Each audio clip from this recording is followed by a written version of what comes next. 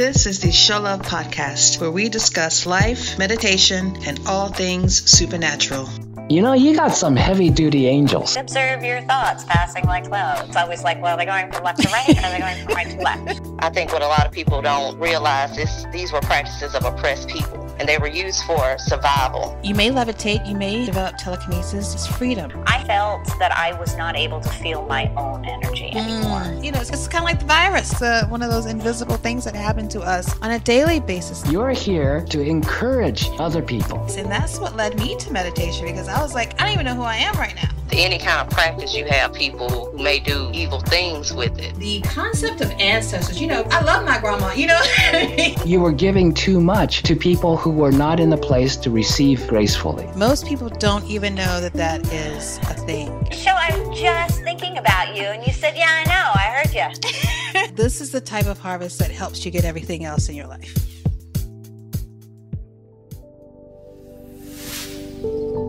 Hello, and welcome to the Show Love Podcast. My name is Show Love, and we are back.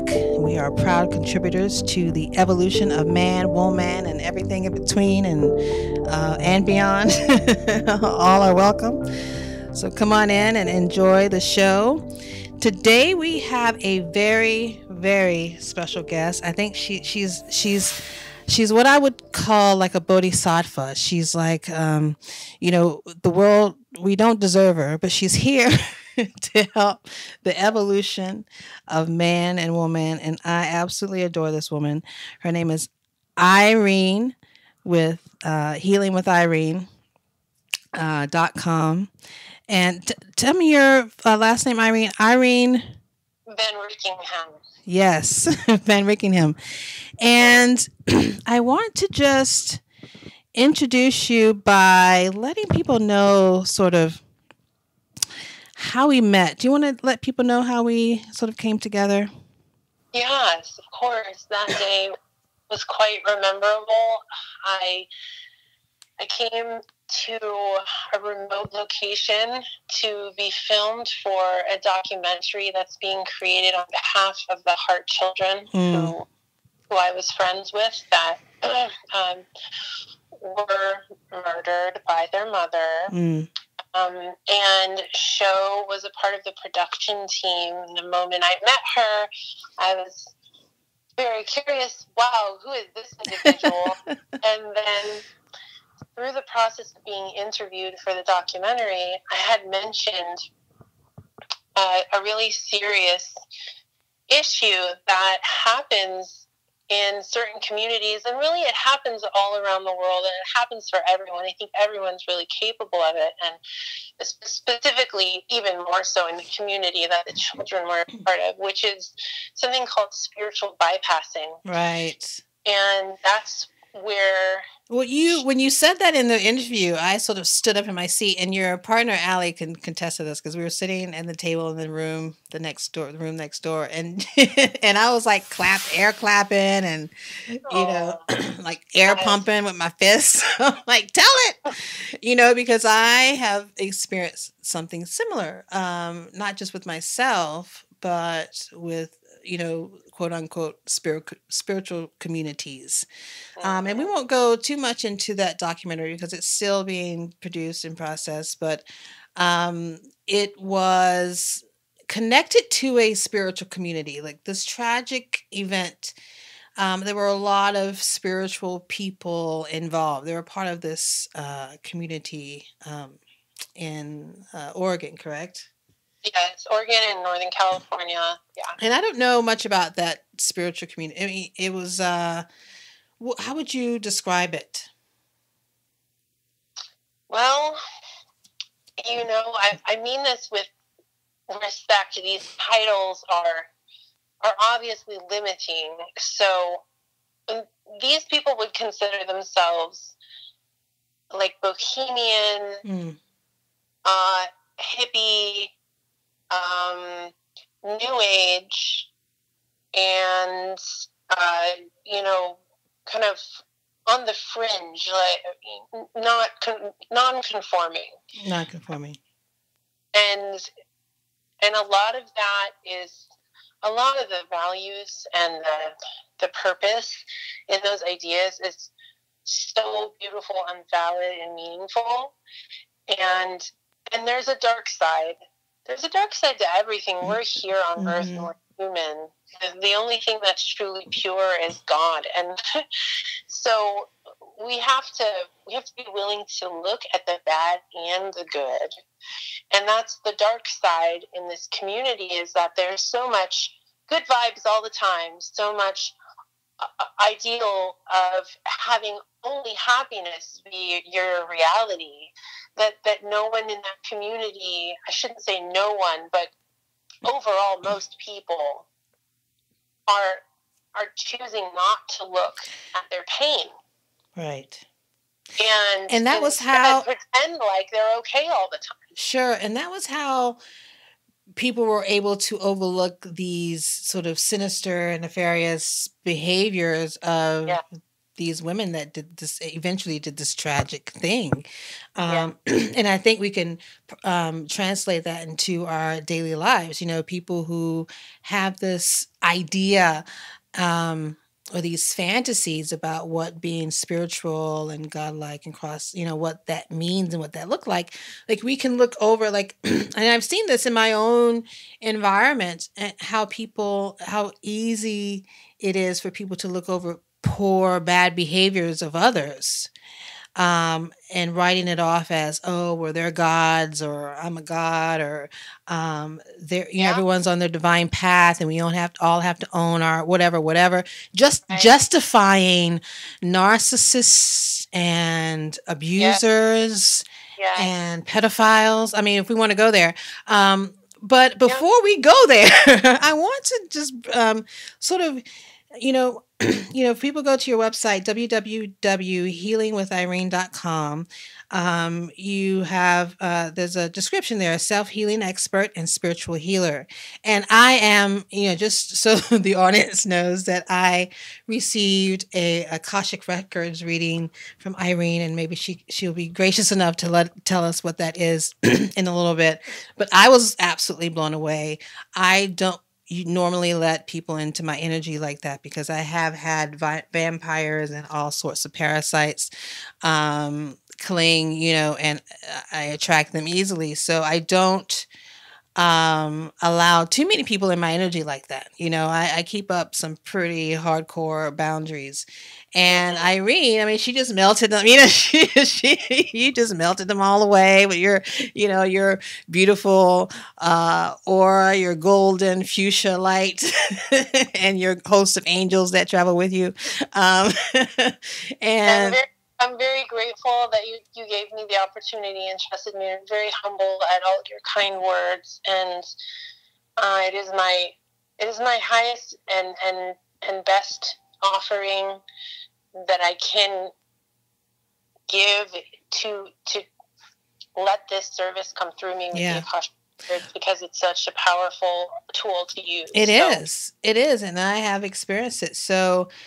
But I want you to share with people, because we're all born here, and we were born into certain situations and things, and people, a lot of people will take a hard life and they'll go, oh, woe is me, and have a pity party for the rest of their life, which is fine. It's, it's freedom. We get to choose to do that. But then there's others that take that experience and there's a post-traumatic growth that happens, and these supernatural gifts and abilities happen. And I think you're like a quintessential example of what that looks like, because you started out as like with a pretty, rough hand, correct? Yeah, my childhood was absolutely catastrophic. My mother was an ex-prostitute who was raised in the projects of Detroit, who ended up in the New York State Penitentiary and in solitary confinement. And my father was a serious heroin addict. And they met and got married a week later and had my sister and I. My sister is 5 years older than me. And when my mom was pregnant with me, they got a divorce. And my childhood is like something I look back on And it's amazing to me.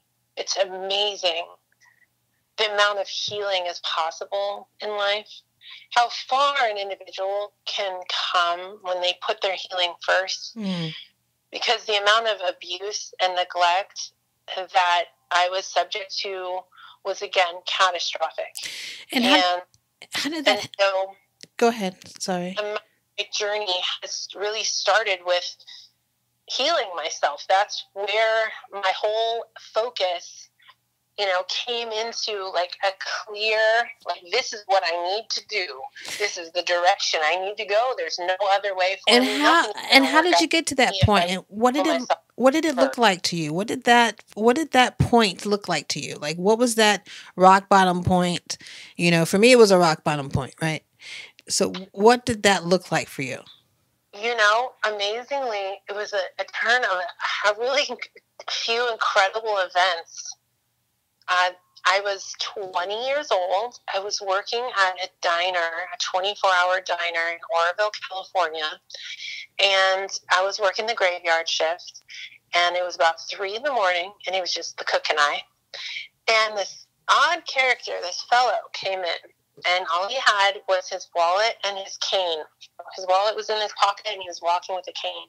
He was probably, like, middle-aged, and he sat down and he asked for a cup of coffee. And as I was pouring his coffee, he said, "Can I ask you a personal question?"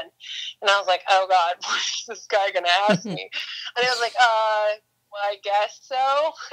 And he was like, "Is this what you want to do with your life?" And I was like, I'm 20 years old. I'm sure there's more than working at a diner for me. He goes, "Okay, great." He's like, "Can I ask you another question?" And I said, "Okay," since that one wasn't so bad. He said, "If you could do anything, what would you want to do?" And without thinking, without even giving it one moment of thought, the word massage therapy flew out of my mouth. And the reason for that was because when I was 4 years old, my mom had some really serious back surgeries, and she was in a lot of pain. And so she would ask me to massage her feet to help her back pain. And I was always amazed that I could help her pain in her back by touching her feet. And that was the first, when I was 4 years old, that was the first time that I really got introduced to healing power. At 4. I was so curious about that, and I massaged all my life ever since then. And so I was like, it was a shoo-in just to say massage therapy at that moment with the fellow in the diner. And he says, "Oh my God, that's so weird." And I was like, "That's not weird. Why is that weird?" And he said, "Because I just happen to have this pamphlet for a local massage school." No way. And I was like, "What?" And he didn't have like a briefcase or a backpack. He had a pamphlet in his back pocket, and it was for the local massage school. And he handed it to me, and he was like, "I'm pretty sure that this is meant for you." And I was like, "Whoa, this is super weird. It's 3 a.m. Like, what's going on right now?" And he said that a friend of his went to that school, and she had rave reviews that it changed her life forever.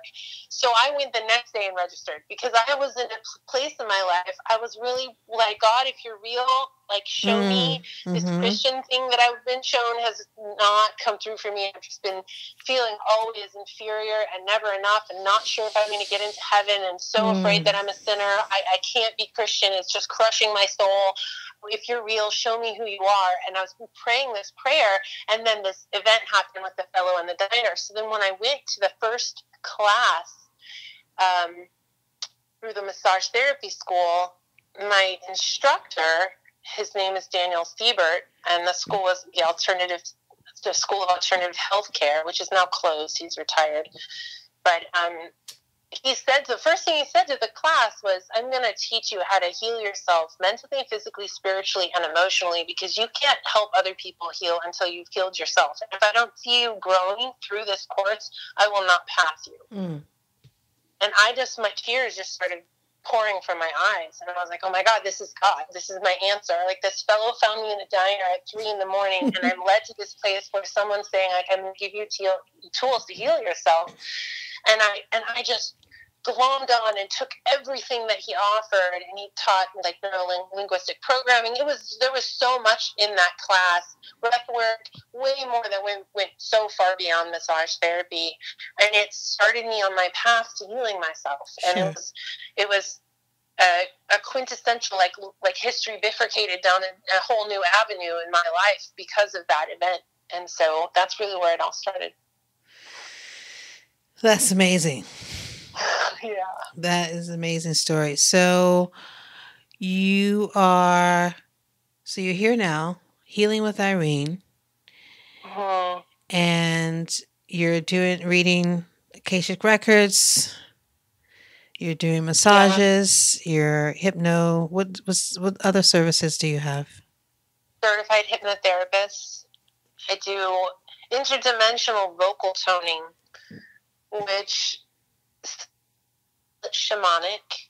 That word is very tender to me because I have great reverence for other cultures. I am a white woman, so I don't claim it to be shamanic, but other people have termed it that, who have received it. They said it felt like it was a shamanic healing to them.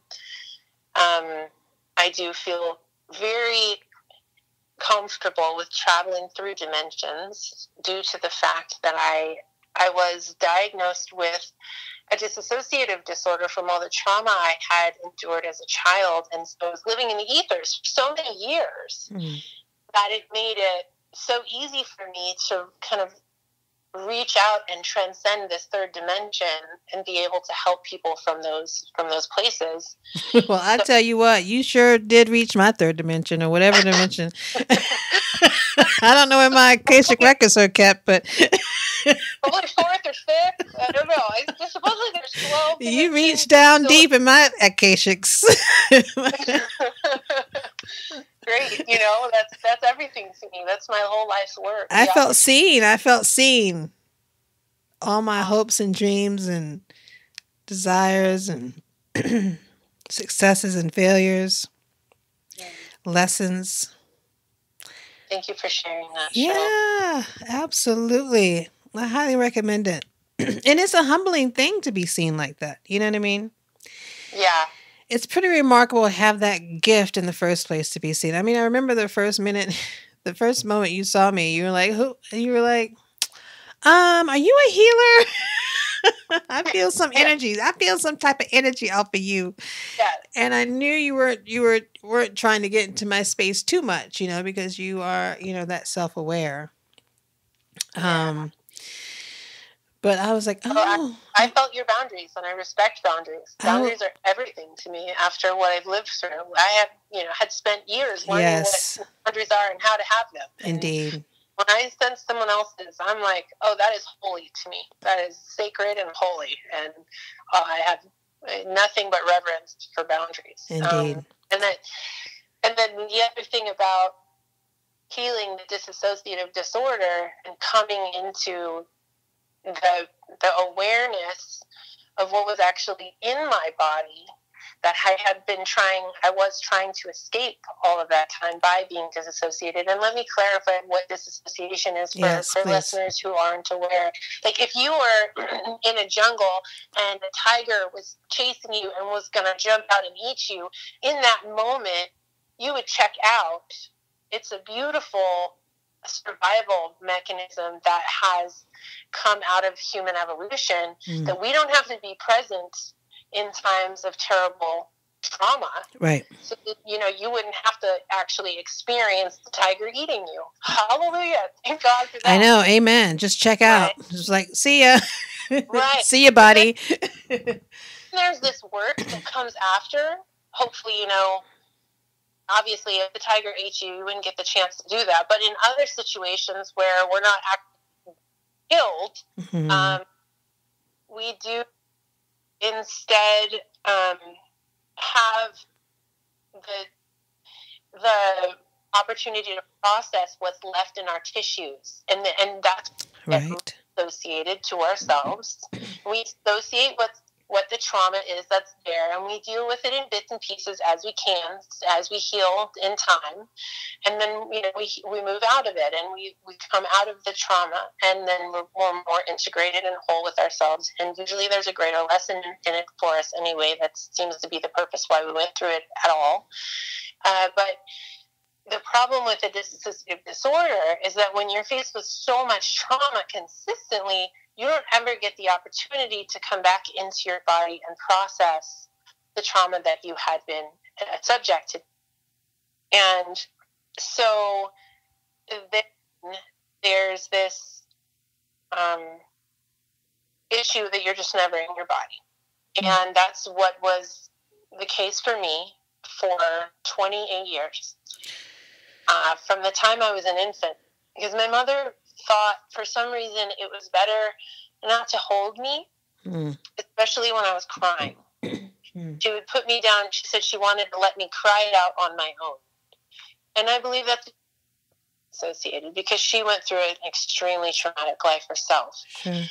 And now she's just have to say this just to share again what kind of tremendous healing is possible. My mother is a totally changed individual. She's my best friend now. She's the most woman. She's full of love, and she's gentle and sweet and kind. She's nothing like she was when I was a child. She owned every bit of her rage and has admitted all of her faults and has sought to better herself, and she has come so far, and I couldn't be more proud of her. And so that's been a part of my healing as well, that my mother wanted to do better eventually. And we both learned how to process our feelings and not disassociate. And in healing the dissociative disorder, I also learned how to stay present with the emotions that I was feeling and the boundaries that I felt in my tissues instead of spiritual bypassing. I did my own spiritual bypassing. When I was going to the festivals and dancing with the Heart Kids, I wasn't really present in those times. I was hurting. I still had a lot of work to do. And there was no way that I could have been clued in enough to witness, like, there's something off about these kids. Sure. Because I wasn't facing my own pain. Right. So that's why spiritual bypassing is so dangerous. When we don't honor our pain and we don't learn the lessons that it has to teach us, which is really what it is, it's just information, then we aren't able to be present for others. Right. Right. Present for yourself before you can be present for others. And that's what makes a good healer. You know what I mean? Someone who has dealt with enough pain to be in their body enough to be present. Right. Presence is the biggest healer for me. Someone to be present with you in your pain. That's really all it takes, I think. Because that's really all it takes, because they're holding the space, right? Space of a healing, a frequency of healing, because they're sitting there wanting you to be better, with the thoughts of healing and creating this space of non-judgment of where you are in your pain or wherever you are, right? Yeah. And for someone to just be with you in your pain without judgment and to be present, to not want to run, to not freeze up, right, to not want to fight it, to just say, get over it, or, suck it up, or, Right. Or deny it in any all way. of those are bypasses. All of those are spiritual bypasses. Yeah, that's right. Amen, show. So all the different ways that we can spiritual bypass is something that I think is important right now for us to really point them out, like you had just said, and more directly, like if you are running, if you are denying, if you are playing them down, if you are ignoring, if you are just repressing them, pushing them away, like that's all the opposite of facing them. Right? And yes. So when we don't face our pain, we spiritual bypass. And when we spiritual bypass, what we are doing is literally opening doors for others to hurt us more. One thing that I learned after a really really traumatic event. Not only was I emotionally, mentally, and physically abused, but also sexually abused, was that because I was made a victim sexually, that it made it easier for predators to find me and victimize me again. Indeed. And so in the journey of healing that, I had the opportunity, and that is a great way to look at it, the opportunity to face what was there originally that allowed me to be victimized at all. And it really started with my own innocence. I was a baby. So when we look at what we're checking out and disassociating from and spiritual bypassing from, is really what we're doing is we're ignoring our own innocence. And that's what it all comes back to. And so then when we're not innocent, when we don't know that we're innocent, or we're ignorant of our innocence, then we are made to be vulnerable to attacks from people who may be narcissistic, or who have personality disorders, or who are just angry and are looking for someone to take it out Indeed. on, or have some sort of illness. Then because we're not aware of our innocence, when we're in our innocence, when we're fully aware of our innocence, we're able to know how to take care of ourselves and protect ourselves. When we let go of trying to face what's keeping us from our innocence, which is the pain, then we make ourselves vulnerable for others to add to our pain.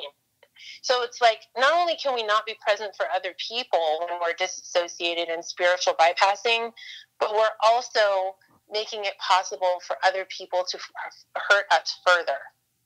When you're healed, you're aware of your innocence and you're safe. To be innocent is to be truly safe on all levels as you are. Indeed. And when you're there, you have boundaries. They're present. Other people notice them.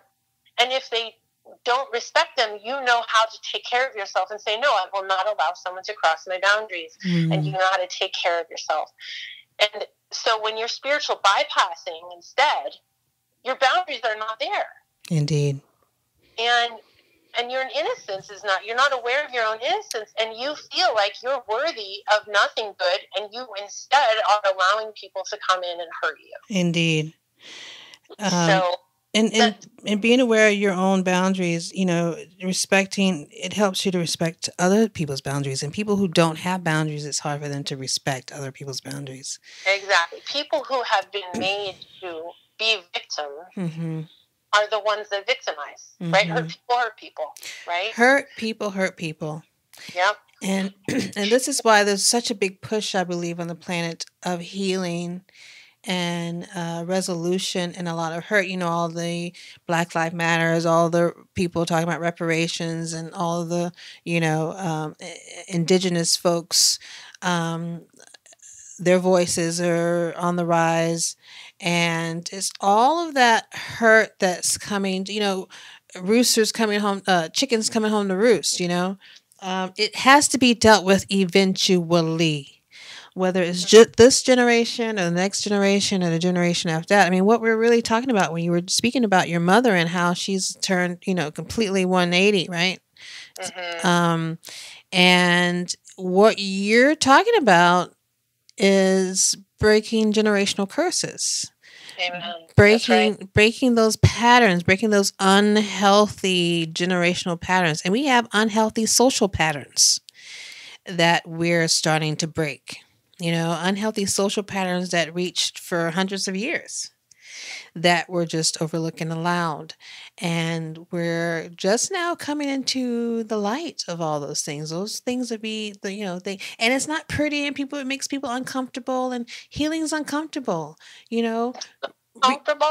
It's so uncomfortable. Yeah. You have to be willing to have a hard conversation, and the conversation isn't really hard. I had an old friend tell me, he was like, "Oh, Sho, you're really good at having hard conversations." I was like, "No, it's just that I want to avoid what comes by not having the hard conversations." Because Joe, you are aware. Your intelligence tells you that the consequence of not having the difficult conversation is going to be more painful. Indeed. Than being uncomfortable with the conversation. Indeed. I'd rather get rid of it now, cut the devil head off, and just talk, you know?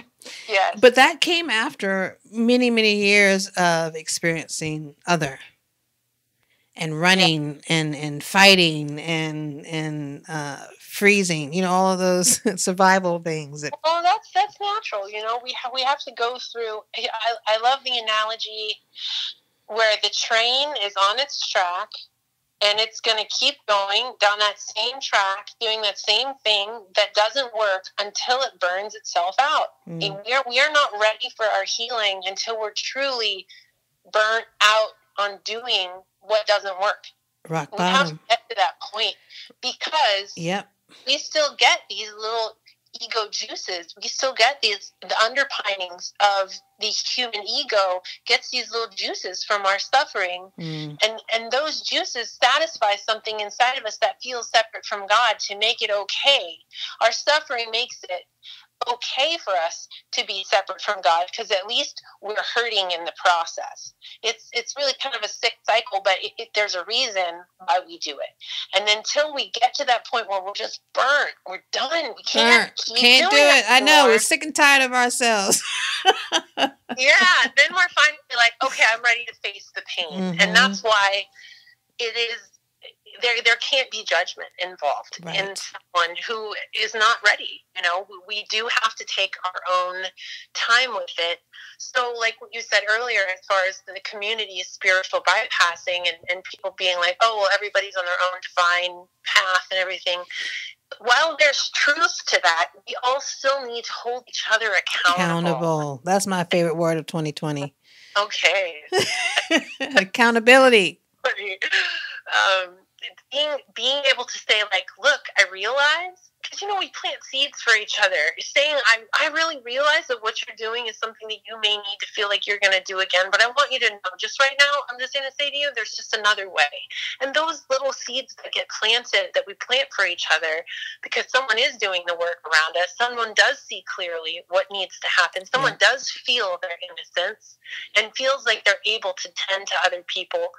That gives us all the opportunity to say, wow, I'm gonna grow a new tree right now one day when I'm ready. And those seeds are there for us when we need them. So it is important for us not to have judgment, but we also do need to keep each other, like I said, accountable. And it's all, you know, this is the human journey. It's quite a journey. I love it. It is a journey. Life is a journey. Amen. And we're here to just make the most of it and do our best. That's all we can. That's right. Just do your little best. And that word you use, bodhisattva, I'm like, oh my gosh, my life. I'm like, you're the sweetest woman alive. Just something so kind. I'm like, my life every day. I wake up and my life is a journey every day. I'm like, okay, what work can I open?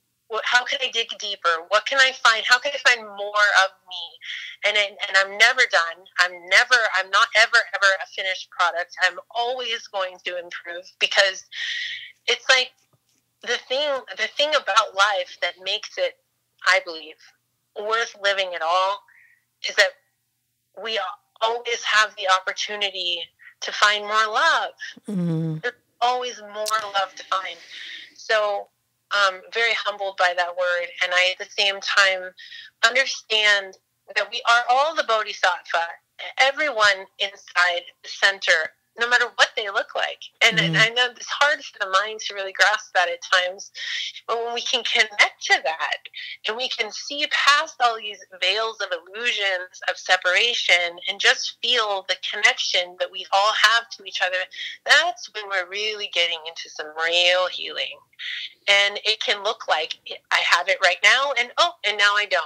I saw my connection to all of humanity in this moment, and in this next moment, I'm like, dang, I feel separate again. And that's okay. That's kind of how it's supposed to be.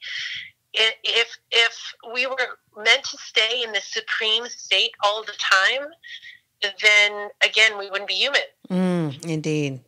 So we just got to be gentle with ourselves and remember that everything is a process and always love where we're at and trust that there's a greater divine plan happening for us in all moments, and that we're where we need to be doing exactly what we need to be doing at exactly the right moment at all times, no matter what it looks like. And Exactly. have people around us that support us in that. And because we cannot do this alone without people holding space for what we're all supposed to do together, which is evolve, then it's really not, I mean, it kind of breaks my heart, because I know there are people out there who want this and are trying. They don't have the support. They don't know where to find it. They don't know where to get it. They feel isolated. They just want to evolve. They just want to heal. They just want to grow. And to anyone who may be listening that feels that way, you can reach out to me. Even if you don't want to receive my services, you can follow me on social media, and you can just say hi to me if you feel like you need to connect somebody that might understand what you're going through. We are a community, and we need to build more community, and that's, it's funny right now with the way that things are happening, especially in 2020, how we're being shown what does not work. And let people know how to contact you. Don't contact me. Contact Irene. Okay. I'm trying to build community. That's really What's your social media contacts? I'm just Irene _VanRyckinghem on Instagram. Okay. And my last name, it's crazy long. I'm sorry, I know. It's spelled V as in Victor, A as in Apple, N as in Nancy, R-Y, C as in cat, K as in kite, E as in egg, G as in George, H, E as in egg, and M as in Mary. VanRyckinghem. It's crazy long. So Irene VanRyckinghem, and that's pretty much where right now Instagram is where I'm focusing on my most social media. I do have a Healing with Irene page on Facebook, but I haven't been giving, so I'm better to reach on Instagram. Okay. But so I'm just saying, like, with community, it's possible, because the whole journey of coming to love is the learning of this is just all about understanding what it means to be honest. And yes. honesty is vulnerability. Well, I was gonna touch on that word before we ended, because that is really the key. You have to be willing to be vulnerable.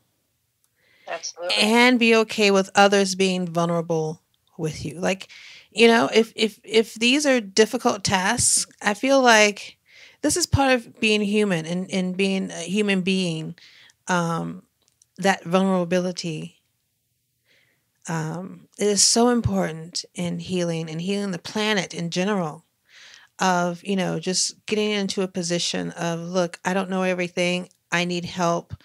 It's okay to ask for help. It's okay to be, you know, in a position of needing support or wanting support.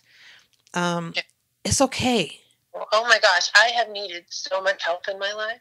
To come from where I came from, to feel myself whole and integrated, and always still, of course, something that's always going to be a work in progress, but to have a place where I truly get intrinsically that I'm safe. Mm-hmm. That is the most key element, and that people don't really necessarily recognize how unsafe most people feel. Mm-hmm. They're not really aware of how they're kind of guarded, and they're in survival mechanisms, and they're on just, you know, the spiritual bypass and autopilot, because it's not at all supported in our society. Mm-hmm. There's nowhere in our society that says inner work is what matters. It's all about fame and money, power, and status, and it has only to do with the surface level experience of life. It has nothing to do with what really truly matters, that gives us soul satisfaction. And that's the only thing that actually brings us harmony and real happiness, is when our soul is satisfied. So that's something money can't buy. That's right. True satisfaction, you know? That's right. You can have so many people who have money and they're just miserable. Because they don't know how to be vulnerable with their pain. And say it again for the people in the back. Right. One thing that's cornerstone like to what you were just saying, Show, about how you have to be willing to be vulnerable with yourself and vulnerable with others, being vulnerable. What that takes is courage. Say it again. Courage. Coming from a true Leo, coming from a Leo, that's a lot. Right. Yeah.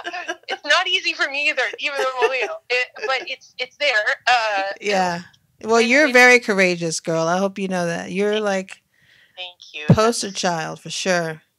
That's the only thing that I feel like I truly need. If I just have some courage, everything's gonna work out. I just got to choose my courage every time. And everybody has courage. It's just if they're willing to accept that it's uncomfortable to choose it. Yeah. Again, there's that word, uncomfortable. It's not easy to have courage. It doesn't feel like, I'm not like, oh yeah, I'm some big badass, I got courage. No, it's like, okay, I'm doing this and I'm scared, but I'm being courageous because I know I have to. It's the right thing. Oh my gosh. And it doesn't feel easy or comfortable. Well, a lot of times it's because the people around us have a problem with our courage. You know, like it can be coming from resistance, can come from your environment.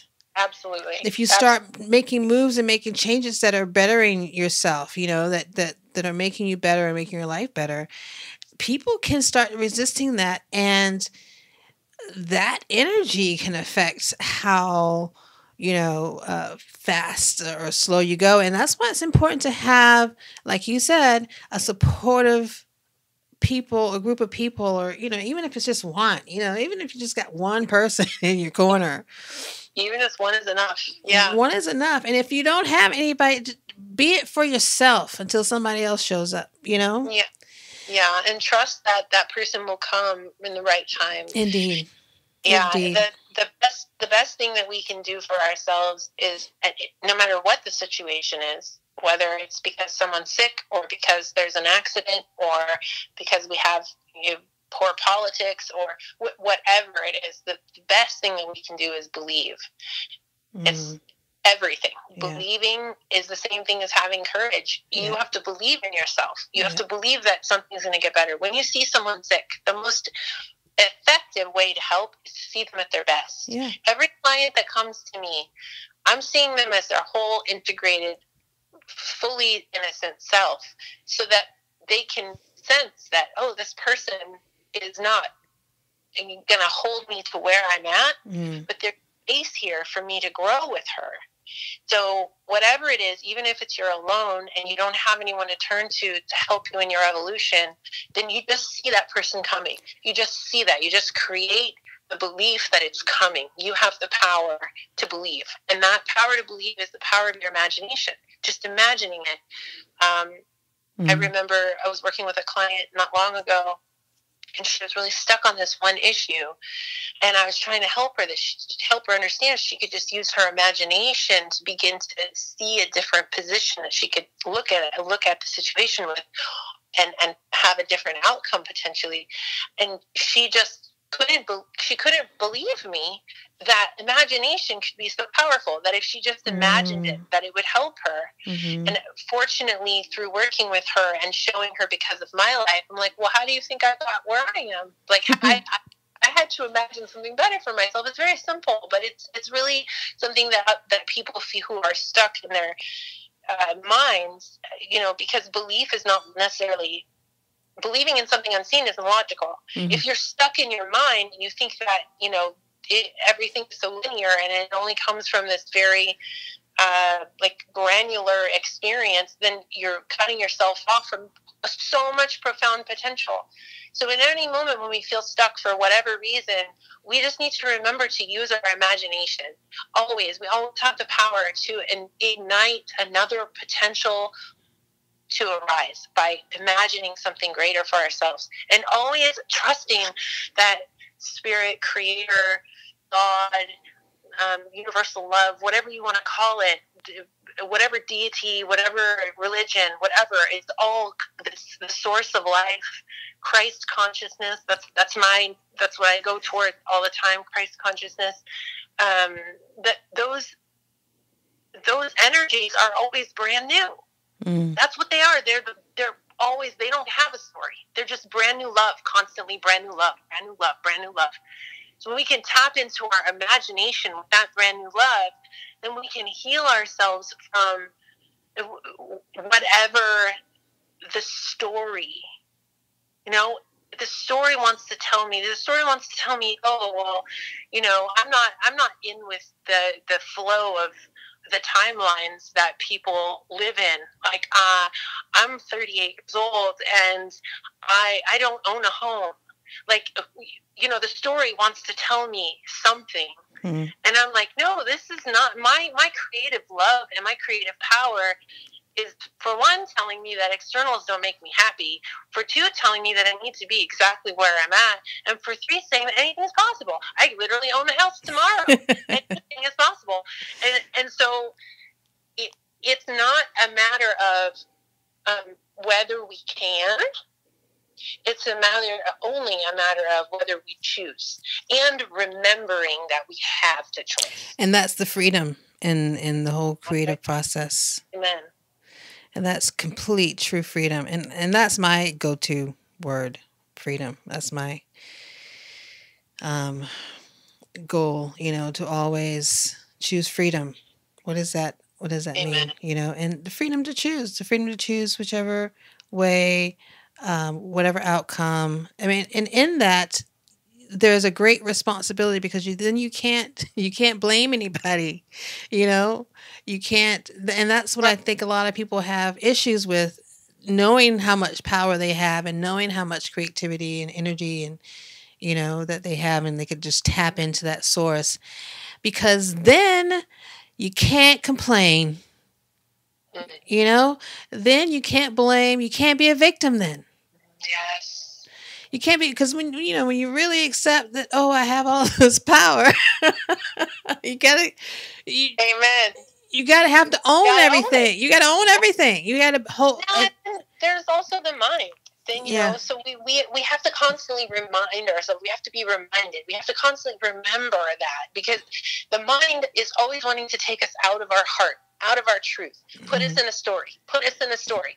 Someone, maybe your partner, had maybe like a moment where they were short with you, and then all of a sudden this story arises about, oh, this is something that's just always there and it's never going to go away, and then you start to believe it, give it your energy, and then it's manifested again, and you have so many opportunities to be throughout every day to be a victim. Yeah. Because we have the mind to deal with. And it's something that we're always going, until we transcend the mind completely and transcend thinking completely, and we're enlightened, which is very rare, and God bless it. I pray that happens for everybody on earth right now. And including myself. Me too. But in the journey of giving up that story, saying, oh no, I'm in a story. You have the right to be like, oops, I'm following a story. You don't have to just continue to follow it and believe it just because you started to. You can be like, oh, and catch yourself. Oh, no, wait a minute. I'm smarter than this. I can remember what's true for me, which is love. Yeah. And that is brand new. And that doesn't actually know. Maybe my partner had some really valid reason that had nothing to do with me, that, made them have some like short interaction with me or something. Very, very often times it really ever has to do with us. That's the other thing that's really important to remember. But it's generally all a journey of constantly coming back to source. And that is the beautiful, like you were just saying about owning your power, is that once you own it to a certain level, you start to know, like, no, I know I have the opportunity to go to my source now. I've done it so many times. Right. I know that I'm only creating my own suffering now. I know that I'm actually choosing this out of my own volition, and I don't have to. And sometimes, it can be difficult to admit that to yourself, because you can feel really wronged at times. And the other thing that's really important to make notice or take attention to is that it's not wrong to be, like you mentioned it a little bit before, but I want to expound on that some, because it's really important for people to understand that it is not wrong to be a victim. And of course, like you said, some people stay there, but that is the first thing that has to happen. We have to feel like there's something wrong in order to understand that a boundary has been crossed. But the great thing is we don't have to stay there. But it's going to happen. You're going to feel like a victim. No matter how awake and aware you are, that pain, because we live on earth and this is the place where we learn lessons, and we have the human condition with our egos, and we're all walking around human, we're going to hurt each other. It's inevitable. Yeah. And even if we have best intentions, and even if we don't hurt each other really badly, it's still, there's going to be some level of pain. Pain is a part of life, and that's something that also needs to be accepted. But that experience of being the victim in that moment when you get hurt is right. And it's important not to bypass it. Exactly. It's important not to run, whether you're the offender or the receiver of the offense. Yes. Whichever side of the coin you're on, it's good to stand and face your truth, the truth, and heal. Because there's one thing that I've noticed about myself. It's been so easy for me as a person. One of my traps has been I have been historically so good at beating myself up. And I had to learn in time, like, I'm not wrong for being hurt. It's not wrong that this hurt me. I'm not a bad person because I'm vulnerable and someone hurt me. Yeah. Beat myself up for the fact that I feel like a victim right now. I just got to work towards not remaining the victim. So that's another really important, so valuable, that piece right there is to remember not to beat ourselves up for being human, right? And then in the journey of that, creating community with other people, like you said, being vulnerable enough with yourself to be vulnerable with others who are being vulnerable. It's to know that when you're vulnerable with others in that way, that you're accepting that you're likely to be hurt. It's almost, that's okay. Yeah, it's almost inevitable. It's some form of fashion, whether it's intentional or not. Right. Just prepare yourself, knowing that, honoring your boundaries, honoring your truth and your worth, and not staying in that victim mode. Right. Exactly. Feeling those emotions. Yeah. Feeling it. Say, oh, that's messed up. You just had me messed up. Right. Problem with our society is that it's fully supported. Right. The victim, like, oh, you've been victimized. Oh, you're a victim. Oh, our society is purely insane. It's purely insane. And for anyone who's been wanting more than what society has to offer and hasn't necessarily known where to look, I'm going to tell you right now, go within yourself. Before you go seeking teachers, before you go seeking self-help books, or maybe you have already been doing those things and hasn't really been cutting it for you, go within first. Always. Indeed. And trust your inner knowingness, your inner authority, your inner truth before anything else. Even if you meet an actual bodhisattva who is enlightened, that is like got, the whole entire beautiful halo of light around their head shining forth before you. I've never seen that before. That would be really awesome. And you want to sit down and take in every single thing that person may have to share, if they're even... You just remember, if anything ever doesn't quite feel right to you, whatever you're receiving, then that is your truth and your boundary, and that is your innocence speaking you to saying, no, that's not right for me, and I don't have to take it. Indeed. Right? And on that note, we're going to have to do a second show. We're going to have you back, Irene. I would love to come back. I have to come back. No love anytime. I want you to come back and do one of those what do you call it? Hypnotherapy? Hypnotherapy. Yes, hypnotherapy is so powerful. I feel like hypnotherapy and Akashic record readings are like, I've never found more powerful modalities out of all the things that I've tried. But the hypnotherapy specifically actually has been said that one session of hypnotherapy is equal to 5 years of talk therapy. What? Okay, well, we're gonna do this, and we're gonna do it. We're gonna record it, so we'll have the listeners. Okay. So, and talk about being vulnerable. I mean, I'm going to show all my wares. Out there. That is brave. That is courageous, and that is going to be rewarded. Who knows? I may be a cross-dresser deep down inside. And the other thing about doing that too is that it gives everyone an opportunity to be like, oh, like this is possible for me as well. Yeah. You know, I think a lot of people, I can remember myself back when I was suffering terribly in hell, just in hell every day, totally lost, no center, no core, no self-worth whatsoever, just completely lost,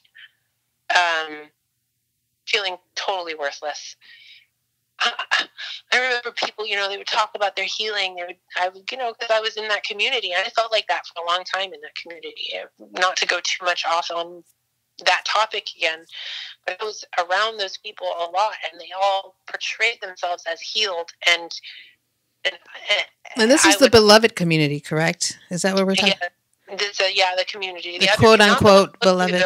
The one that we were talking about in the beginning, the heart kids, they're portraying themselves as being really healed, and I always felt like, because from that place of feeling so worthless, I always felt like, oh, that's too far. That's like, I won't ever reach that. That's out of my reach. Like, I won't ever be able to attain that. It's funny, ironically, because looking back, I'm like, they were just spiritual bypassing anyway, but they were really good at pretending like they were always on top of everything. Nobody actually has all of their shit together. That's not going to happen. We're human. Yeah. And so there's this feeling when you're really beginning that wants to tell you, like, either you're not capable or you're not worthy, but like with your offering show, with that beautiful offering of saying, here, look, this is what it looks like, people can say, it humanizes it. People can say, oh, wow, well, if she had that session and that was her result, and all it took was to reach out to Irene and ask for it, maybe there is a potential that I myself can find some help that I need. It's really not as scary or as hard. And the beautiful thing about hypnotherapy specifically is that for one, it's not being hypnotized. I want to make that very clear. I'm not going to make you cluck like a chicken. Shucks. You are being given all control. So you go into a trance state with an induction that I offer, and it just makes you go in this state kind of like when you're driving and you're on autopilot and you know where you're going because you've driven there so many times. And so you don't have to really think like, where am I going? So you don't have to be really like with your driving. You're just kind of doing it and you're really relaxed and you're just going in the car. It's a similar place, a trance place, but at the same time, you're fully aware of the process. You're awake to the process. While you're also close to being asleep, you're awake enough to be in control. So if there was ever anything that made you feel uncomfortable, or you just didn't want to continue with the session, you'd be like, no, I don't want to do this anymore. You can just sit up and wake up out of it. You have full control. And that's really important for people to understand the difference between being hypnotherapy and being hypnotized. Awesome. Well, we're going to do it on our next time with you. Awesome. I want to thank you for joining me today. Thank you for having me. You're one of my favorite people. A pleasure talking to you about all these wonderful basics and giving me the opportunity to share a little bit about my story, hoping that it can touch someone out there, to give somebody a little bit of hope at least, and also to be able to talk about what I do, because I really live for this. It's the culmination of everything that I've worked for all of my life, coming out of the situation that I was handed. And in the whole time, I prayed to God. When I remember being a little girl, I remember being 6 years old and being in such terrible suffering. And I would literally have the wherewithal to pray to God and be like, God, I pray that one day, because of what I'm going through, I can help someone else. And here I am with this practice, and it's been so phenomenal to feel all of that prayer and witness all that prayer literally manifesting. So thank you so much, Sho, for giving me the opportunity to continue to witness that prayer manifest. Thank you. Before we go, just let people know how they can contact you. Yes, you can contact me on my website, which is www.healingwithirene.com. healingwithirene.com, and then my name is spelled Irene, healingwithirene.com. And you can also find me on Instagram. It's Irene_VanRyckinghem. And you can also email me at healingwithirene@gmail.com. And I really look forward to speaking with anyone giving free consultations, anyone who wants to reach out. I'm so happy to hear from you and looking forward to connecting. Yay, Thank you I'm so glad. much, Joe. I'm so glad I found you. We found each other. It's a little silver lining in the journey that brought us together. God's grace. God's grace. Amen. Amen. Thank you, my love. Give my love to Allie. I'll talk to you soon. Thank Have you. a great day. Thank you, everyone.